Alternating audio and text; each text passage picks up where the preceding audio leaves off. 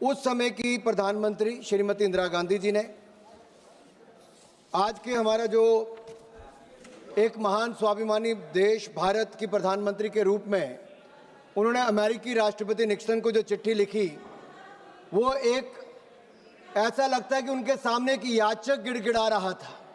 America के राष्ट्रपति के सामने एक याचक गिड़गिड़ा रहा था। इस चिट्ठी से वो पता चलता है। वो देश तय कर ले कि उस समय की सरकार आयरन थी कि आयरनी थी, आयरन थी कि इलास्टिक था, ये आप तय कर लें।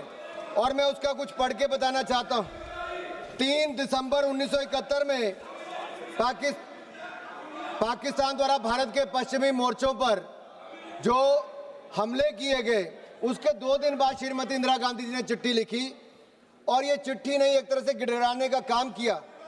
आप देखिए, वो लिखती हैं, राष्ट्रपति निक्सन को लिखे पत्र में इंदिरा गांधी ने कहा, सरकार और भारत की जनता आपसे आग्रह करती है कि आप पाकिस्तान को उस अनियंत्रित आक्रामकता और सैन्य दुस्साहस की नीति से बाज आने के लिए राजी करें जिस पर वह दुर्भाग्य से चल पड़ा है। आगे लिखती है, क्या मैं महामहिम से अनुरोध कर सकती हूं कि आप पाकिस्तान पर अपने प्रभाव का प्रयोग करें और भारत के विरुद्ध उनकी आक्रामक गतिविधियों को रोक सकें।